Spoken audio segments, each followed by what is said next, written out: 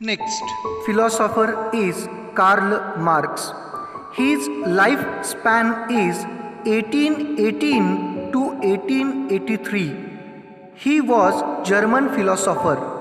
In the later half of the 19th century, a new school of thought arose, keeping in view the new thesis formulated by Karl Marx.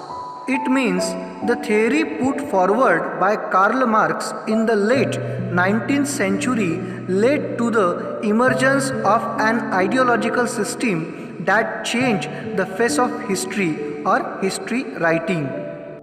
19वीं सदी के आखिर में Karl Marx ने बनाए हुए सिद्धांतों की वजह से इतिहास के दृष्टिकोण में बहुत बड़ा बदलाव लाने वाली वैचारिक प्रणाली का निर्माण हुआ। मतलब कार्ल मार्क्स ने जो नए थीसिस फॉर्मुलेशन किए या थ्योरीज बनाई, उनकी वजह से न्यू स्कूल ऑफ थॉट्स का निर्माण हुआ। According to Karl Marx, history was not about abstract ideas, it was about living people.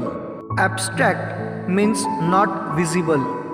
It means there are no place for imagination in history writing. History was about living people, he said. इतिहास में या इतिहास लेखन में कल्पनाओं का कोई भी स्थान नहीं होता है। इतिहास ये जिंदा लोगों का होता है, ऐसा कार्ल मार्क्स का मानना था। Human relationships are shaped by the fundamental needs of people and the ownership as well as nature of prevalent means of production to meet those needs.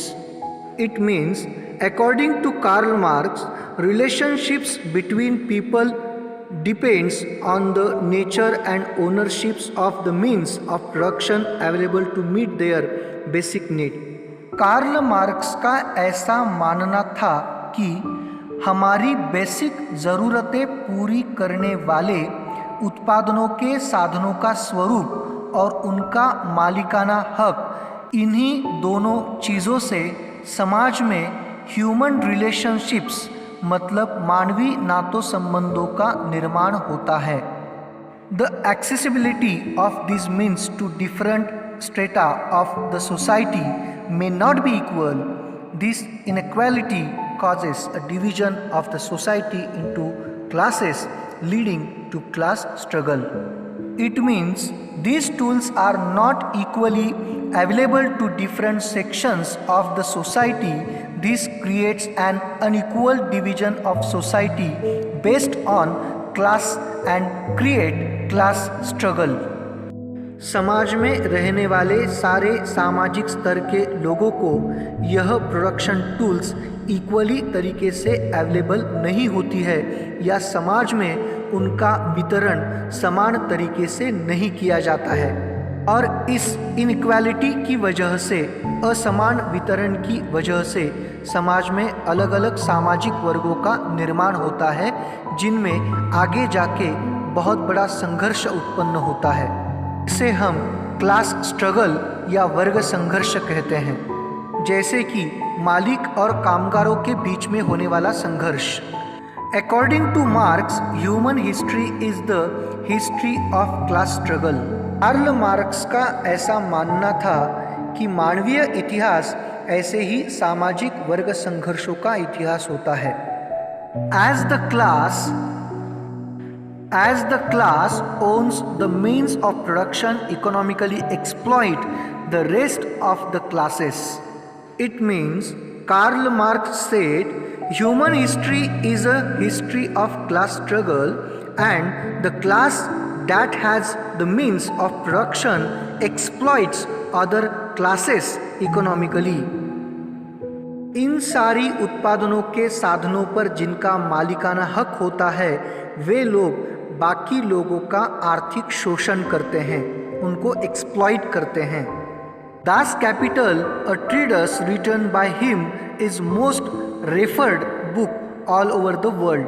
सारी दुनिया में रेफर किया जाने वाला एक बहुत अच्छा टेक्स्ट, एक बहुत अच्छा किताब कार्ल मार्क्स ने लिखा था, जिसका नाम है Das Kapital. Next point is annuls school इसका मतलब है एनल्स विचार प्रणाली, जिसका उदय फ्रांस में हुआ था। At the onset of the 20th century, a new school of historiography arose in France, which is known as Annals School. 20वीं सदी के शुरुआत में फ्रांस में इतिहास लेखन के बारे में एक नई विचार प्रणाली का निर्माण हुआ, जिसका नाम था एनल्स स्कूल या एनल्स विचार प्रणाली।